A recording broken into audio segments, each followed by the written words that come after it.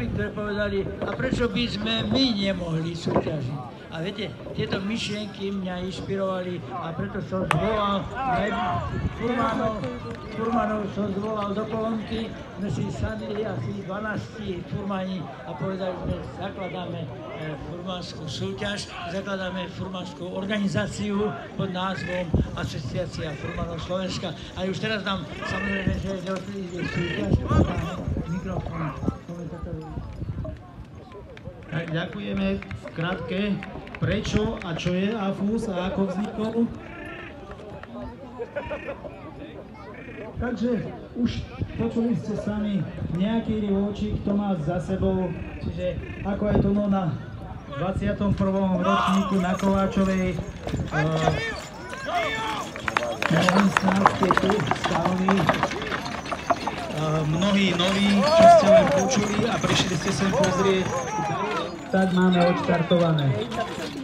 Prvé dva páry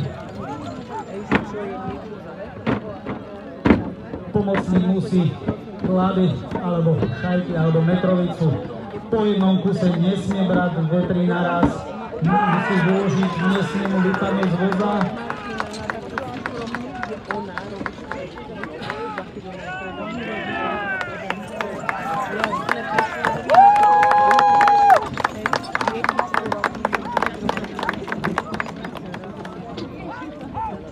Takisto musí aj uložiť nápresno, nesmú byť krížom, krážom, musia byť uložené.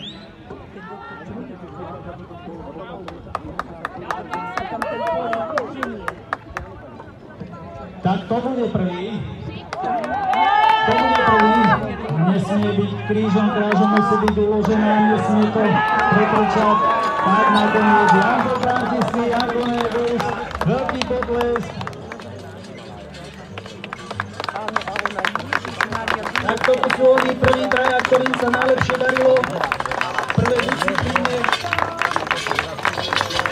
Za radom Janko Nebus, Rasto Grica a Pálko Blaško.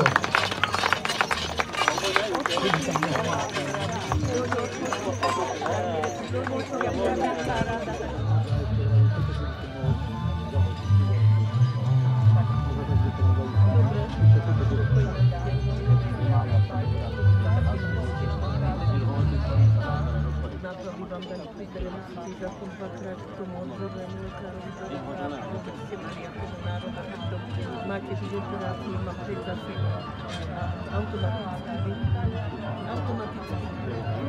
No, automaticky by to mali takýmto ľuďom dávať a nie podmieňovať, že... Takže tu ich máme všetkých troch furmanov, ktorým sa najlepšie darilo v prvej furmanskej disciplíne tu na tom